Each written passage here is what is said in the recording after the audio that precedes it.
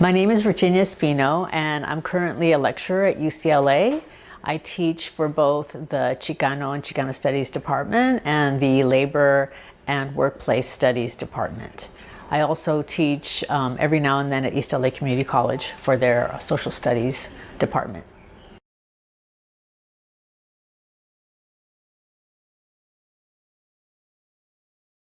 I graduated from UC Santa Cruz in the mid-'80s, and at that point I thought I wanted to study counseling. My major was in psychology, and so I spent a year working in South Central Los Angeles as a peer counselor, as a student mentor, so to speak. I wasn't a teacher and I wasn't an official counselor at the school. It was a special hire to help bridge the gap between what the college counselors were doing and what the teachers were doing. So I did that for a year, and I don't feel like I was very good at it, and I felt like I wanted to be in a classroom environment as a teacher. And test 1 month and I was in the classroom the next, and without any training, any previous coursework. My Spanish was good, but it was not what it needed to be teaching in that language. So it was very difficult. It was very, very hard. But so then I started taking classes at Cal State LA to obtain my emergency teaching credential, or to obtain my teaching credential. I was on emergency teaching credential, and I was going to Cal State LA to obtain my official to start dipping into these other classes that I was interested in.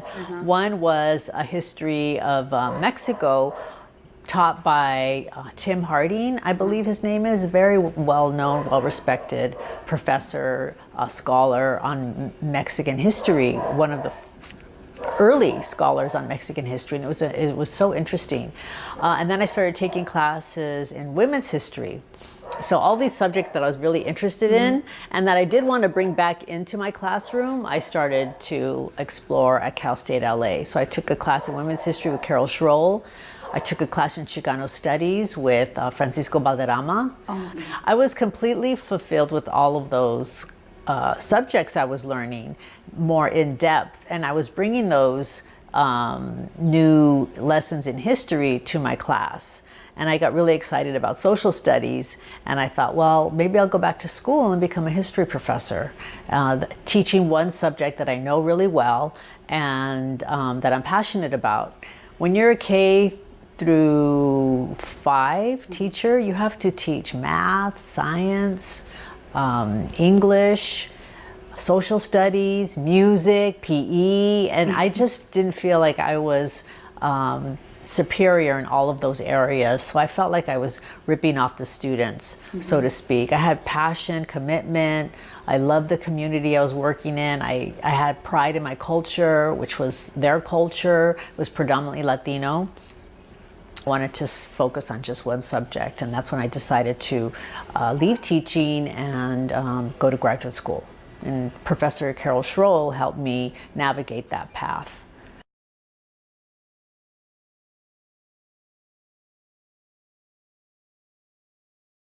And Professor Schroll recommended Dr. Vicki Ruiz. And at that time, she was teaching at the Claremont colleges. So I believe I just applied to that one program, the history program at the Claremont colleges, and I was lucky to get in with a whole cohort of students who wanted to study with Dr. Vicki Ruiz. And so I was really excited. I left my teaching position at in Boyle Heights, and I started taking classes with her. And in one of the first classes I took with her on Chicano Studies, I learned about the sterilization of Mexican women at the LA County Hospital in the 1970s. And that was the first time I had learned about that gripping history. These kinds of stories don't get told because they're about immigrant mothers. And doesn't make the mainstream like some other more provocative stories, like for example the Brown Berets.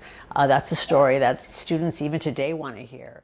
And I felt like I wanted students to know about the sterilizations in the same way that they knew about the Brown Berets or the Chicano moratorium or lawsuits like Brown versus Board of Education. I felt like that was such an important story that you should not grow up in Los Angeles without learning about that history. And because I didn't want the same thing to happen to the future generations that happened to me, growing up so close to the hospital, working so close to the hospital, attending university so close to the hospital, and still this history not being part of our collective memory. You shouldn't be able to drive by that hospital and not know what happened there. Reminds me.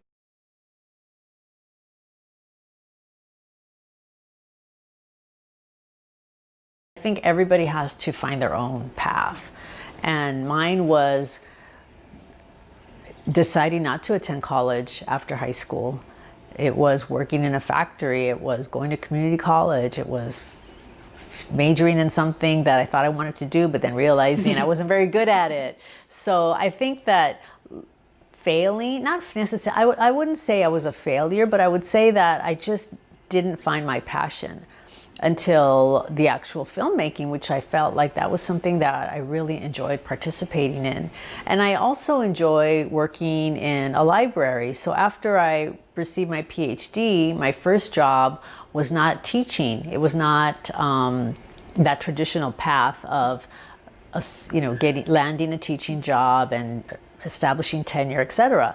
It was working at the UCLA Center for Oral History. But I did a lot of interesting interviews with people from the Los Angeles Chicano movement, as well as with people who were involved in what I called the early civil rights movement, pioneers of the civil rights movement, people like Grace Montañez Davis and Lilia Seves, people who were active in the 50s but and 60s. But I felt like what was missing for me was interaction with students. And also utilizing that knowledge that I was developing through these interviews in some sort of product, in some sort of way that would bring it to a wider audience in the same way that the documentary film brought this issue of sterilization to a broad audience. I felt like I was interviewing and then archiving those interviews and then interviewing the next person, and that there was no engagement with that material. And is bringing this information, this knowledge, this history out of the, quote unquote, ivory tower and into the community. Even though those interviews are available online, so if you have an internet access and a computer, you can listen to them. But I wasn't satisfied with that. And so I left that position, and I was out of work for a while. Luckily, we were able to manage economically, because that was a very hard decision to leave a job when you have 2 kids in private school and one in college. But I felt like it was the best thing to do at the time. And then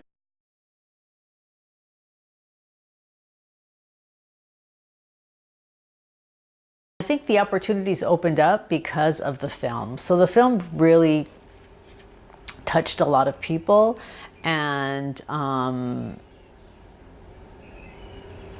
I feel like people started to think differently about the work of a historian and the different ways that history can be taught and generated. And so I had the opportunity to teach at ELAC, U.S. history, and then I had the opportunity to teach at UCLA, teaching in the Chicano Studies Department. What class did I taught the Chicano movement, the Chicano movement, and then I also taught a graduate course on LA history.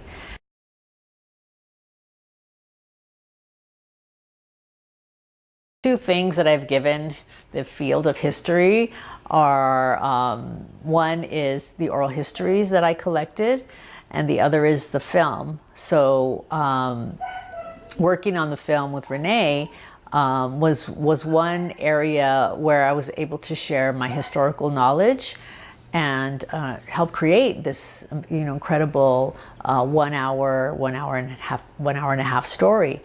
And that story has been shared by so many people and experienced by so many people that made the years that we worked on it so rewarding. Realizing that the film had an impact, transformed the way people view Mexican immigrant women, is trying to transform the way that patients are treated at public hospitals.